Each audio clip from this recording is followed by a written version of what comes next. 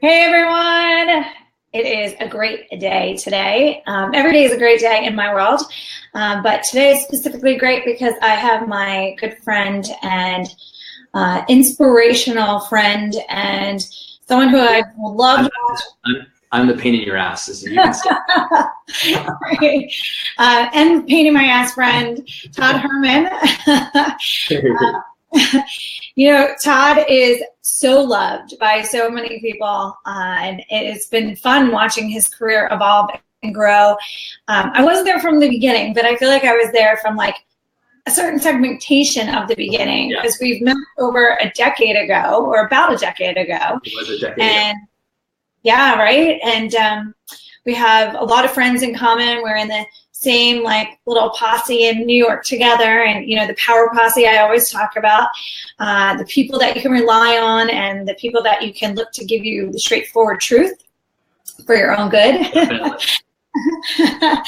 So welcome, Todd. Thanks, Jen. I'll do anything for the groover. Oh, thank you. I appreciate it. It's funny. The other day, someone was joking with me. We were way somewhere, and someone called me Jen, and my friend goes, "Don't even call her Jen. She doesn't even respond to Jen. Just call her Gruber." Yeah. That's right. I actually might not respond if you call me Jen. So Todd, a lot of amazing things have been happening in your world, and the program that you've been doing has taken off. I see so much feedback whenever people post things on Facebook, like what's the best program you've done? And always I'll see your name come up and I'm like, oh, proud, and I'll like it. But before we dive into that, I want to give everyone a little backstory because you've done some really amazing, cool things that bring you to this moment. Yeah. To have created the 90-day year. And I want everyone to know what that stuff is. Obviously, you're Canadian, if everyone hasn't heard the accent yet. No, I have it. I have my palate fairly refined now as being for a long time, but it will come out after a couple of beers. It just came out. If there are a couple of other Canadians around me, then it starts to pour out of me. But yeah, no, Canadian that's transplanted and living in New York City now for a decade. So. Yeah. Well, the AO, I can always pick it up. The AO.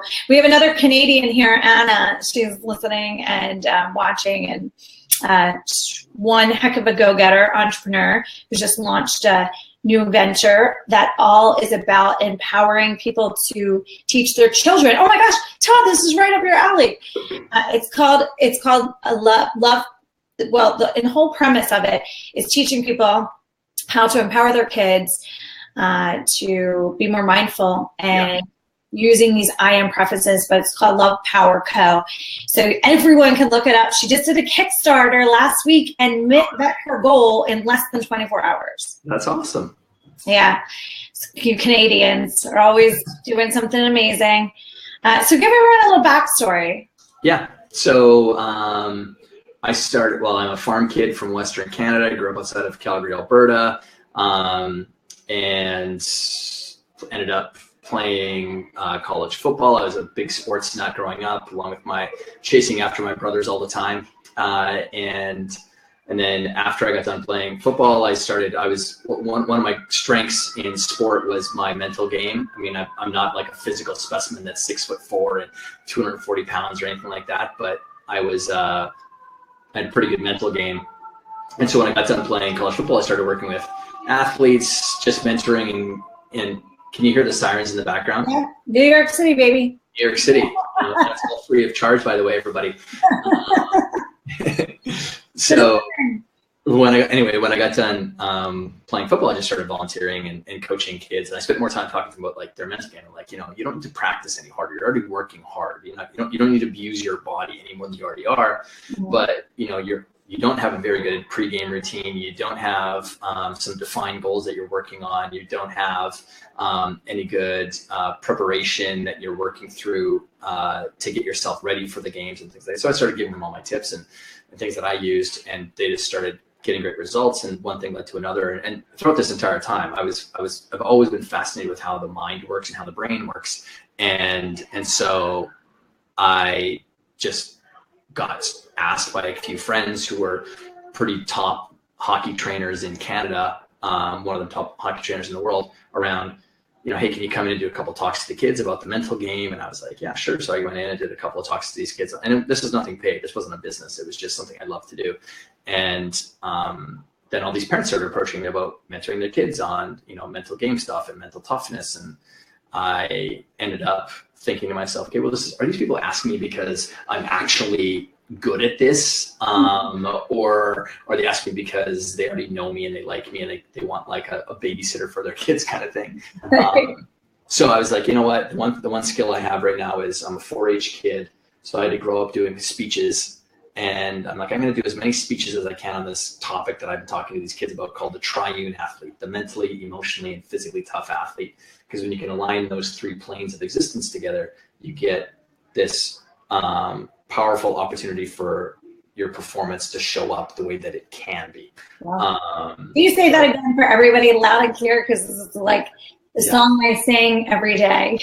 What's that? I said, can you say that for everyone again, loud and clear? Because it's the song that I sing every day, that when you line these 3 things, go ahead. Yeah, so like when you align, again, it's the triune athlete, it's the triune human being, really. It's when you align the mental, the emotional, and the physical part of you all moving in the same direction, all that friction and resistance that's typically showing up and stopping you from getting a result on the field of play isn't as much there anymore, because you're very clear about what your mental outcome is. You're very clear about what your emotional outcome is. You're very clear about the physical outcome, or how you're going to be showing up. And then that resistance isn't there. So now the true you shows up. And, so if you have days or weeks where you're like, oh man, I didn't leave it on the field, or you felt like there was something that you could have done more, well, that's because there was some sort of friction in one of those 3 areas. And so anyways, I did these speeches, and I did, at the end of the 90 days, I did 68 speeches in 90 days throughout my province of Alberta. And that was the thing that launched the Peak Athlete. And that was 20 years ago now. And I've basically never had to market that business since, because I just had tons of referrals from other people that came in.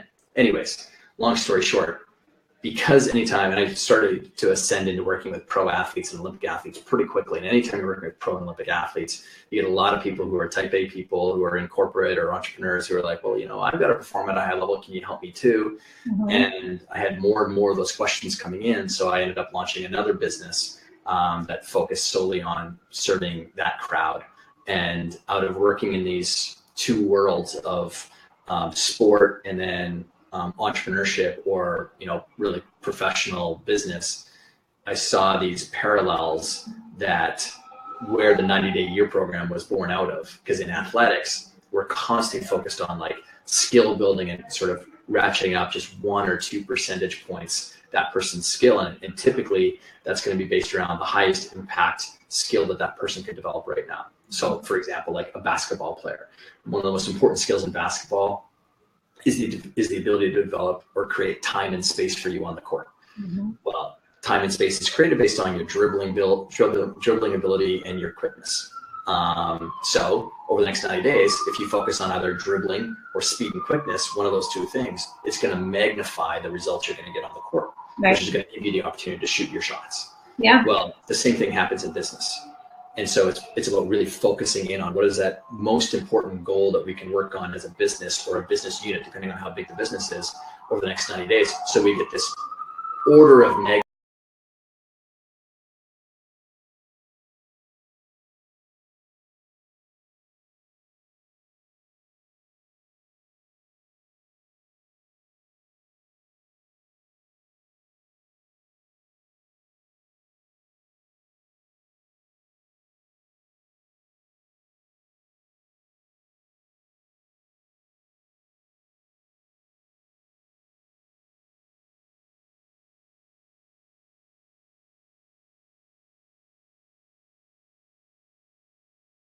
Story of, hey, you're back.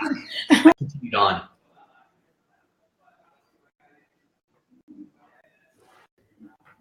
Whoop.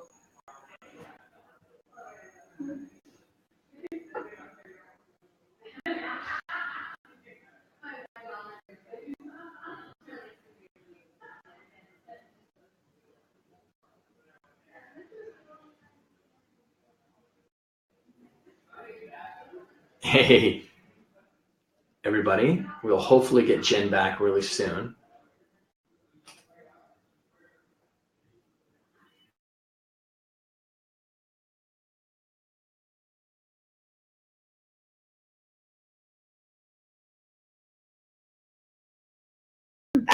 I am back. All right. We're having technical difficulties here, and I'm just going to let Todd know I'm back. We had some technical difficulties. The entire computer went haywire. It was crazy. Anyway, as you guys can see, why Todd and I are friends, and we get along so well. And you're back. It was the craziest thing on my end. It literally started like flickering and blinking. And I swear something's going on. I don't know if you guys saw the thing yesterday where there was these 2 things released from the sun. I forget the exact word for it. So yeah, but no, they used another word for it. But yes, where it affected all radio stations and stuff. So, you know, I figured it out last night. Well, I read it in the news last night after craziest things were happening with my technology yesterday, where I'd be using my phone just normally, and all of a sudden the temperature thing would rise as if I was sitting in the sun. And then I mentioned it to people on my Zoom call last night, and they're like, oh my gosh, that happened to me today. And I'm like, some technical craziness is going on right now. Wow. So we're back. And the best part is we maintained our composure throughout the entire process. That's what mental toughness is. You're both despite what the world around you is giving you. Yes, exactly. So speaking of mental toughness, yeah. You know, you were talking about athletes and then how you went to CEOs and then you created this for entrepreneurs. Before we dive into like really what the 90-year program is and why it stands out, I want to preface that you said, you know, it's the mental and the physical, and in the middle was the emotional, and a lot of people forget that part. They kind of want to skip that part, like, no, just tell me what to do. Yeah. And so one of the things that you've done so eloquently is you really kind of fuse them all together almost seamlessly, where most people are like, no, here's the mental, and then here's the emotional, and here's the physical, and you kind of overlap and intertwine them in everything that you're doing and teaching. Yeah. Which is so powerful. So can you give someone an example of one of the most fun, I'm putting you on the spot right now, one of the fun turnarounds you've seen quickly because someone was mentally, they maybe had a great idea and their execution was okay, so we'll call that the physical. Yeah. But their emotional was completely out of whack. Yeah. And they just kept repeating a cycle of self-sabotage, and then you stepped in, you did something like a magician, and and then boom, you see them turn around and you're like, oh my God, I'm so proud of the work that I'm doing right now. Yeah. Well, there'd be a lot. And instead of using like a bunch of athlete examples, to use a business example would be, so I have a client who, a big part of their role, and I mean, that they're not necessarily an entrepreneur, but a lot of their activities are entrepreneurial inside of the company that they're in, because they're essentially a super high level salesperson. So, you know, essentially those of us who are building our businesses, that's what we're out there doing. We're out representing our product or our service, and we're out there, you know, getting in front of people to get them to, you know, hopefully take action on it. So, but he had all the skills available for him. Like, he was very articulate, really super smart guy. Knew his product knowledge like the back of his hand, had been in the technology industry for a super long time. So he had all the kind of right mental game to be successful, okay? Execution-wise, the results, he was like, I would say, an above average performer in his company. So good enough to definitely keep on getting by and satisfied and very comfortable with what he does. But emotionally, the attitude that he had towards the work that he did was so much wrapped around getting other people's approval and wanting other people's approval. Yeah. And I had, this is actually very common conversation I'll have with people. Because so many people, it's a struggle that many people have. But just a lot of times to lift the emotional kind of resistance that people are having is sometimes it happens by giving them a different way that they're looking at something, giving them a different metaphor for describing what that experience is that they're having. And so for him, it was a fairly simple one. I just said, so basically what you're doing when you're going into these meetings is you're walking in on all fours like a little dog, because the dogs love approval. You're walking in like a little dog and, you know, sniffing their feet and hoping that they're going to pat you on the head and scratch your belly. That's what you're doing. Right? Things like, well, and it was such a visceral challenge that I had for him. He was like, well, no. And I'm like, are you sure? Because that's kind of what you're doing. And why would that be? Like, and I kind of ran through all of these host of reasons why he shouldn't be looking at himself that way. But when I finally got him to see that that was really what he was doing, it was like, it created this kind of internal anger, because I know that one of the fastest paths to getting people to change something is actually negative emotion. Anger and rage can be very powerful. The idea that everything in the world has to be, you know, about positivity and this and that, you know, while we definitely want to be positive and enthusiastic about what it is that we have, some of the greatest changes ever made have been made because of anger and rage. That doesn't mean that has to be the emotion that you take out there externally, but if it's an internal combustion that gets us to take a different action and see ourselves differently, then it's powerful. So anyways, it was, you know, and that shift in how he was viewing himself changed everything. And then all of a sudden the outcome changed. He ended up becoming the #1 revenue generator inside a Fortune 10 company in a little over 8 weeks. Amazing. That is amazing.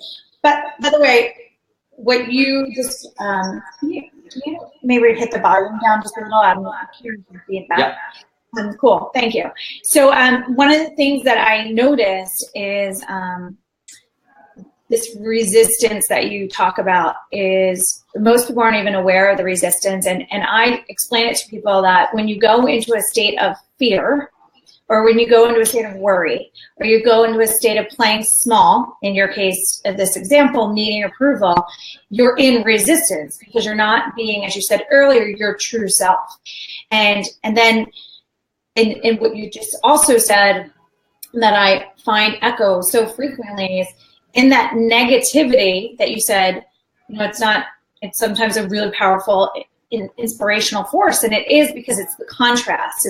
I say to people, sometimes you have to know what you really don't want to know what you really do want. So it gives that contrast, gives you clarity. Often people go through life without clarity. I'm sure you see this all the time where they're like, I want to be really successful, and you ask them a few questions and you're like, wow, you're so unclear as to why, number one, or how. And I have this client who I basically started introducing him to these different thought processes and perspectives, much like you did with your example. Yeah. And he looked at me and he's like, oh my God, I've been sleeping for 20 years. Like, I've been asleep. Like, I've had no clarity. I've had no clear goals. I've just kind of shown up to compete with other people, but there's no clarity in the competition. I was just competing. But what? Like, I didn't have clarity in my own goals or even how I viewed the world. And now he's funny. He wants to write a book called I Woke Up at 44. I think it's awesome. But it's one of those things that I know you're the same way. I just want to share with people all the time, these little tweaks that can change their life forever. And some of the people that don't have forever to trudge through are entrepreneurs, because sometimes they have a certain budget. They have about a year that they can sustain when they get started. And if they burn through that cash, they're in trouble, which is, I think, such an amazing reason that the 90-year plan exists, because you took all of these components and said, all right, time is kind of of the essence for entrepreneurs. because most people have limited capital and you need to be increasing your revenue as quickly as possible. So what was that impetus moment? I kind of remember the time period of this happening. We were at that one place, like right across from Madison Square Garden. You were kind of working it through and you weren't fully clear on it yet, but it was there. So what was that like? This is what I need to do. This is my next big thing moment. I'll tell you what, I don't know if it's been the same thing with you, but my next big moments have actually not happened very often while I've been sitting around reflecting on them. Mm-hmm. They've hit me like a ton of bricks while I'm out doing my thing. And then all of a sudden the burst of insight happens with me where I'm like, that's the next thing. And it's kind of gets to what I talk about over and over. I use the term field of play all the time in 90 Day Year, that life only happens on the field of play. There's people that stand on the sidelines and they love to point fingers and they like to Monday morning quarterback and they like to say, oh, well, they should have did that. And I mean, well, what a great privilege for you to sit on the sidelines and do that. All the action happens on the field of play. Right. And so for me, all my best insights have always happened because I'm in a conversation with you, or I'm in a conversation with a client, or I'm doing a presentation. And all of a sudden, because I'm out there doing the thing, typically when you're out there doing your thing, that's when you're at your most vulnerable, right? Because you can get tackled at any time. Someone can come and give you a punch in it. Like, it's just the way that it is. And so for me, that's when it happened. But yeah, I don't know if there was like just one simple moment with like what I'm doing right now at that 90 Day Year. Actually, I can say that where I knew that 90 Day Year was really, really powerful was because where it came about was with one client who had ADHD. And they have a very long season in sport, and they were having a real tough time like just staying focused with their sport and like staying really committed to the entire long season. So I was like, well, let's break it down into 2 seasons, 90 days. I know you can focus for 90 days. And that's actually where it started, was just sort of on a hunch. And then it just was like so successful with that person. I was like, well, I'll just keep on taking it to more and more athletes. And then afterwards, because everything I do is all typically backed up by science and research, then I started finding all these studies on why 90 days is a magical amount of time to get people to focus on goals. Because it actually, anything beyond 90 days creates high levels of avoidant behavior and procrastination.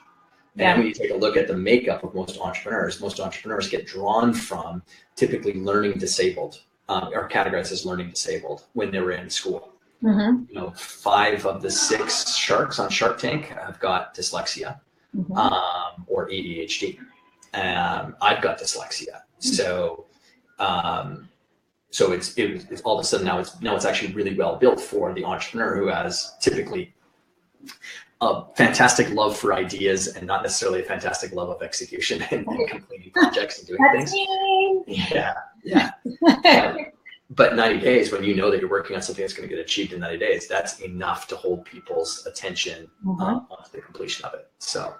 Wasn't that funny? Because in the beginning, when we were talking before we went live, I was saying I play in the summer a little bit more, and then I sprint September through December, and then I kind of ease again in December to January, and then I sprint again in the spring, and that's kind of that same mindset where you know I live by the sprinting mindset because being a sprinter growing up.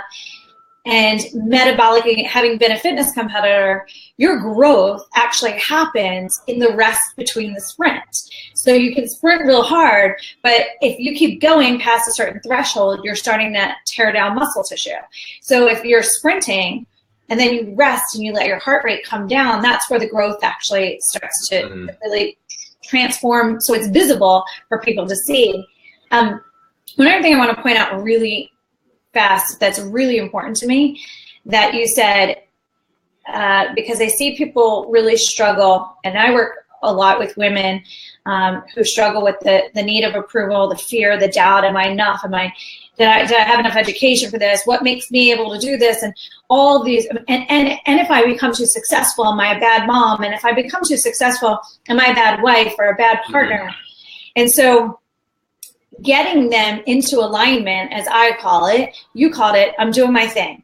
So that's another great way of saying it. But when you're in alignment and you're feeling alive and you're feeling grounded and you're feeling happy and joyful, which sounds so silly to people, but you're in your zone. And when you're in that zone, that's where all the downloads come, where you get these aha ideas. I call them the downloads. And so in this moment of reflection, where a lot of people think reflection is kind of processing, right? Mm-hmm. And so when one of my clients just said to me earlier today, she's like, I can't figure out the name of my company. I'm like, well, you're not going to find it out sitting there trying to beat yourself up, trying to figure out, go do, go be, go have fun, and it will come to you. Just make a request to find it. And so when you're in this aligned state, you're actually getting more of this higher consciousness insight that I feel is the most powerful currency that exists. And I love those moments of that currency. Yeah. So in that alignment is where it happens. And so one of the things you said, and what I'm out doing, I feel entrepreneurs often don't go out and do as much as I got to sit behind my computer and I got to crank out all these things. And if they would just get out more and network and connect and just exchange energy with people, they'll have so much more to pull from, so much more creative assets to pull from. Well, and I mean, when you take a look at the people who are really successful in business, I mean, your success is going to be very much determined by the quality of your Rolodex. That's why starting out is so hard, because a lot of times people don't have a great Rolodex to start from. Right. But when you play the long game, where this is for the rest of your life, you're going to try to accumulate a fantastic Rolodex, not for the sake of accumulating it, so that you can bring value to other people. Like for me, there isn't one problem that I'm not one phone call away from solving. There isn't one problem that I'm not one phone call away from solving. If I want a bunker to be built in my backyard in a place in Connecticut for when the zombie apocalypse starts, I know the person to call who can solve that problem. And I mean, that's a great position to be in. But you're right, like, you know, and to kind of leap off of it too, is so many entrepreneurs get caught up into thinking that they need to build every single skill that it takes in order to build a business. And I did that. I was like, oh, I need to be great at marketing, and I need to be great at operations, and I need to be great at the financial side of things. No. Your business needs to have greatness inside of it in those things. It doesn't have to come from you. Yep. You know, what my business needs me to be the best at is leading people. Yeah. That's me. I'm not saying now, is every great business run by a great leader? No. Sometimes they're run by great creators. But just know what your lane is and constantly reinforce the strength of that lane. And then, you know, build and bring in all the other people around you. Enthusiasm is another thing that is completely underrated when it comes to these things. I just met Jesse Itzler a couple of months ago, and he's one of the owners of the Atlanta Hawks. He started Marquee Jets and Zika Water, and, you know, an amazing guy. And when I laughed and was teasing him after when we met, because he was talking about the 3 things it takes to be really successful in entrepreneurship. And he's on stage and he's like super enthusiastic and, you know, gregarious and just a funny guy. And I was like, how could you leave out like the most important thing that you infuse into the people? And that's your enthusiasm. Like, right. Because it's innate for him probably, right? Yeah. So, but my point around it is, when there's a lack of enthusiasm in the marketplace, right? There's, you know, people don't come across many people that they exude enthusiasm. So if you are an enthusiastic person that's, you know, loving what your product and service is about and the way it can make change in people, whether it's a small little widget or whether it's a big program that you might have, you can bring in a ton of amazing talent because they just want to be around that kind of energy. So there are so many other resources beyond. I know you were talking about how some people, they've got a very small defined window of opportunity with the cash that they have, but there's so many other resources that people could have that are truly more important than cash. Agreed, completely. I learned when I was 25 from one of my mentors, your network is your net worth, financially, mentally, emotionally, spiritually. And that just resonated and stuck with me, obviously, for the rest of my life. But it was such a defining moment where I was like, whoa, I'm good at making friends, so I'm going to go make more friends. I could do that. It's really valuable. And I got to the position where he said the same thing, like, you want to be one phone call away from anything you need. And it is, just to clarify for everyone, it is about going into every relationship, adding value, not saying what can I get, but what can I give, because that's an enormous part. Because when you give, you get. And not to mention, I mean, we've all been in a networking event where we meet people that are like, here's my card. And you're like, wait, I didn't even ask for it yet. I don't even know what you do. Like, totally. Yeah. And you're just so turned off at that moment. And so, and all these assets, this, creativity, I believe, is one of the most unlimited capitals that exist. Human currency, as you mentioned. For all my business models, I don't really want to create most things from the ground floor. And so if someone has something that's already working and we can synergistically come together and make a career whole, now I've just accelerated the growth process, right? The success track. So there are so many other ways to seek capital outside of just cash flow, which I think is really important. So when someone is doing the 90-day program, for me, as a sprinter mindset, as I mentioned, it's great because it's like, okay, 90 days, I'm going to see a result. That's awesome.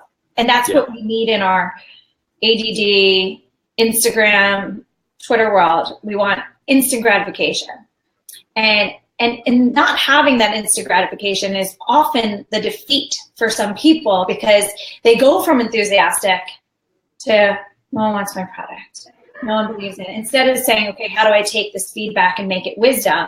They get defeated and they lose their enthusiasm. So what would you say are some of the greatest results that people can see that you've witnessed in doing the 90-day program? Because it's just these simple little tools that haven't existed, or it's just not knowing what you didn't know. Yeah. So, I mean, I'll first talk about so the 90 or what it's based on is, the biggest mistake people make when it comes to trying to achieve something is they try to go to it, achieve it right away. And what I mean is the great mistake that many people have made in kind of personal development is they say, first place you need to start with is you have to have a vision. It's a vision of your future. And it's like, no, you don't. I don't believe you need to, because what the underlying assumption is with that is that I need to have some big grand idea of how I'm going to change the world with, whatever my next action is going to be. And that isn't true at all. Some of the greatest changes are typically not made because someone wants to go and, solve hunger or something like that. Anyways, but they always start with you got to have a vision and then you have to set goals. And for me, as someone who cares about performance, I want data first. Before we do anything, I want to get the data, which is basically, okay, what's your field of play look like right now? I want to know, what are your behaviors like? What are the results that you're currently getting? And so in the 90 year, we actually have an entire assessment that people fill out with regards to the 5 pillars of business: marketing, sales, and product, your distribution channel, operations and technology, financial pillar, and then the final one is the people and leadership pillar. Just assess it. Okay, that gets me data, scales of 1 to 10, how good are your leads, and just all these different questions. Now from that, we can develop some insights. Okay, well, what do you find that's really strong about what you're doing? What's weak? What are your biggest opportunities that you have that you can work on? And then from that, we can develop, okay, well, what are you trying to maybe shoot for in the next year? Most people think vision way too long-term. For startup people, it should be way more short-term. And then, from there, we can actually get you some sort of results, because as you and I were talking about before, is the business you start with isn't the business that ends up showing up on the field of play after you've been out there doing the work. And now we go and we develop a 90-day year plan. So after you've done some work, now you're actually go out and actually execute. What most people do, like I said before, is they go and they just start executing, and then they wonder why they don't get a good result. So now, answering your question, what's the biggest result that I find for me is the most gratifying is that people start to wire themselves to think more strategically. Because I think you would agree, some of your most successful friends or some of the most successful moves you've ever made weren't because you tactically did things better or that you were showing up with sometimes better resources is because you made a really smart strategic move at the very beginning, which set you up for success early. And strategy for many people isn't something that comes easy to them, but it can absolutely be taught, but only through the application of execution, by going out there onto the field, getting knocked in the mouth, and then running this cycle. You were talking before about the importance of reflection. Action and reflection are a massive part of how the 90-day year works. You're taking a bunch of actions, and then I have this very specific reflection process that you work through. And it's not something that you need to sit down and journal about. I know you've got a lot of females on here, so they might really love that. But the dudes, that scares the shit out of them for some reason. But just reflecting on, okay, so of the stuff we've just done over the last couple of weeks, and I'll give you the 5 questions that we use. It's because when you think about everything that we ever do in life, it comes down to these 5 things. There's only 5 things we're ever doing at any one point in time, whether it's health, relationships, business, finances, hobbies, travel, whatever it is. What do you want to start doing? What do you want to stop doing? What do you want to continue doing? What do you want to do more of or do less of? That's it. No. Start, stop, continue, do more, do less. That's it. 5 of the most powerful. When you can bake those things into your mindset at all times, even if I'm talking to my wife, like I'm thinking, okay, what does she want to do more of, do less of, continue, stop, and start doing. Now, of those 5, the 2 that are the hardest to do are starting and stopping something. Stopping something, super hard to do. Starting to run every single day, hard to do because it demands a brand new set of behaviors. Anyways, in business, we want to stop, start, continue. So anyways, throughout this 90 year, you're constantly running this cycle, and through it, people start to develop strategic thinking. And for me, that's the biggest and best win. In fact, one lady came into one of our groups, and we've got like thousands of people in the groups that we have. And she's like, after doing this 90-day year cycle 3 times in a row, I can't turn my brain off from thinking strategically now. It's amazing how you see the world differently, how you see your business differently, what you end up not making poor decisions on, which ends up wasting time. But here's the big, really important kind of preface I give people is, yes, working in a 90-day year model is proven to work really well. Our program has now won Leadership and Skill Development Program of the Year globally 2 years in a row now. So it's proven to work. We have a complete ROI Institute study behind it. But what I like to tell people is, don't come in thinking that sales are going to triple in 90 days because you're working more focused on smart things. Think of it that everything compounds. So even right now, where we're sitting today, the results you're getting today or this week are a direct result of what you were doing about 90 days ago. Life seems to work in 3-month cycles. It's the classic plant the seeds, harvest 90 days from now. So if you're not liking the results that you're getting right now, I'll bet 90 days ago, you might have been taking some wasted actions, or you might not have been taking the best actions, or you might not have been taking any action whatsoever in the area that you're struggling with. The lady that you had referenced before who just did a Kickstarter campaign, what was her name again? Anna. So Anna, it probably took her 90 days to set up that successful Kickstarter campaign, and now she's reaping the rewards of it. I'll also bet that 90 days from now, so long as she's continuously taking some good action, but because of that result that she's got, she's going to get even bigger results that she wasn't expecting 90 days from now. Yeah, absolutely. She's actually going to your point, she's a very strategic worker, where she was organizing, creating teams, surrounding herself by the right people. It's very methodical, and strategy for a lot of people is a lack of awareness. So it could be something as simple as looking at your database and saying, who can I strategically align with to do a co-brand with, or to do an email campaign with? But most people never think of it. I take it for granted because my brain thinks that way normally. You totally do. Yeah, you totally do. Yeah. Like, sometimes it's hard for me to remember that people don't. But one little tiny thing could be such a game changer. I want to share with everyone the story so they can kind of put it into context too. And Todd, I think you know this story, but Bob Proctor was one of my most significant mentors starting in 1999, and another Canadian. And he introduced me to Art Linkletter, and Art Linkletter was telling a story about when he was friends with Walton at Disney, which I think is so fun. Yeah. That's a good one to have in your rolodex. No doubt. He walked around Disneyland when it first opened, before it actually opened, and he said to Bob, he said to Walt, he said, listen, this is amazing, but you're missing something that I think would be huge. If I were you, I would have, a bunch of kids running around taking your pictures of families and having little huts set up and selling the pictures there for the families that forgot to bring their cameras or forgot to take pictures of the moment. Yeah. And then Art and Walt shook hands on that deal. All right, just give me 15% of whatever you make.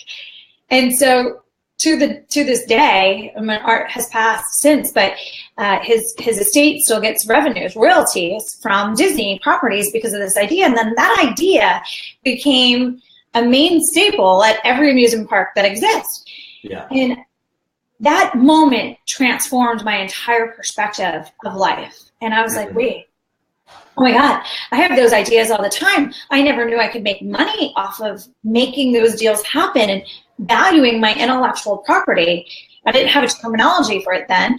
And so when I launched the Butler Bag Company, my entire strategy was I'm going to get so much press in the beginning. So I'm going to invest in media training.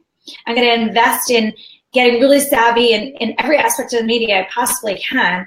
And I'm going to get so much media under my belt so quickly that I'm going to license it within a year to 2 years, because I know what I'm good at, I know what I'm not good at, and I didn't like the manufacturing fulfillment side of it at all. And I wanted to go on to my next idea. And I executed that strategy pretty seamlessly according to plan, but that having that understanding that I want to get so much media so I can get this licensing deal quickly out of the gate. It was only 18 months in, changed everything. So that time period moved very quickly of got to get media trained, utilize the media, tell my story properly, get licensed. Yeah. Strategy is everything. Yeah. And now what you've also done is you've accumulated another great skill, which is the ability to get press and media. You developed a lot of relationships across that, entire, world of media that you can re-leverage over and over and over again. And so the mistake to make then would be, and they did a great study on this, where they followed the really successful brokers and traders here in New York City that were like absolute phenoms at, say, JP Morgan Chase, and who then left and went to another bank. And they wanted to know, okay, so did they have the same amount of success when they left?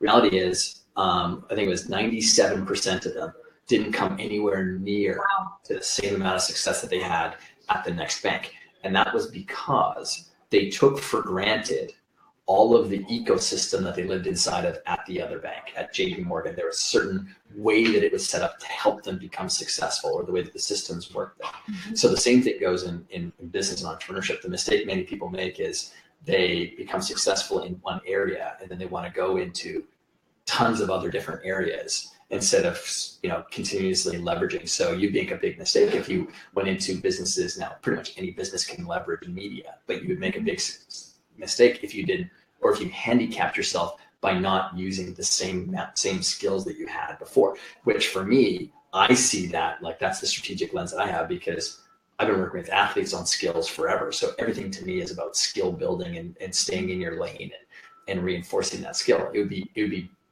a terrible career move for me if I wasn't in businesses that weren't relationship reinforced. Yeah. Like e-commerce for me, I get it. I actually, advise and coach many extremely successful e-commerce people, but fundamentally that entire business model wouldn't be as strong for me to go into, because it's not as much. It's definitely about relationships too, but not as much as, say, the work that I do now. So. Well, you do a great job at it. And one of the things that I've witnessed you doing, and I'm not just saying this because I'm your friend, but we all use online marketing now as business owners, and it's almost unheard of if you don't or couldn't leverage your business in that way.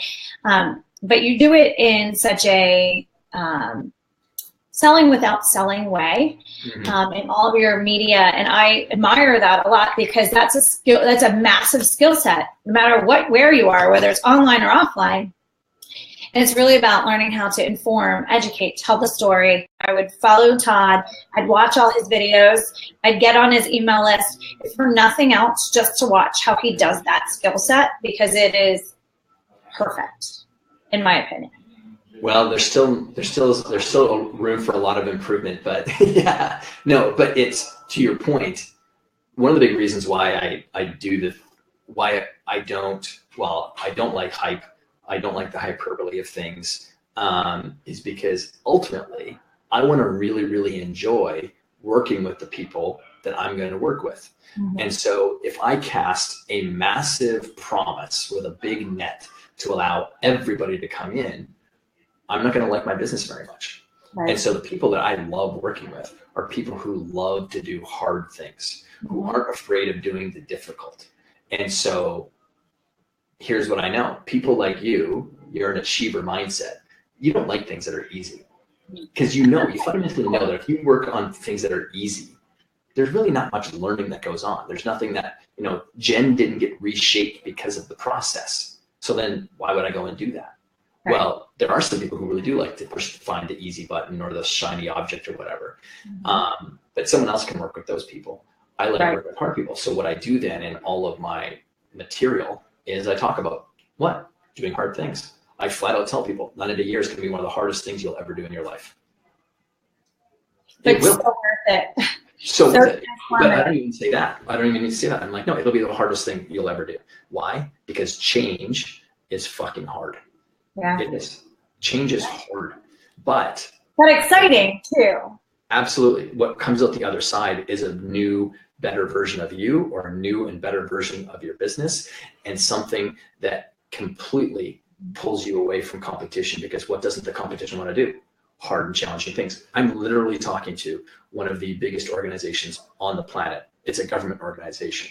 And I flat out told them in the meeting that unless you want to change your mindset, these outcomes that you've already agreed to me that you want to change, these outcomes are a byproduct of the way that you think. There's no other way around it. Right. You're getting these outcomes because of the mindset you have as an organization. If you're not willing to change these outcomes, because the only way that we'll be successful at changing things is if you change it. So are you willing to change these mindsets? And if you're not, then I'm walking out the door, because we can semantically go through this process and this will be a failed program implementation. Yeah. But that needs to change. And literally, I had one person in the meeting say, no, that one mindset we're not willing to change. And I'm like, well, then, enjoy those outcomes that you're going to continue to always get. Yeah. That's like every retailer in the world right now, other than Amazon.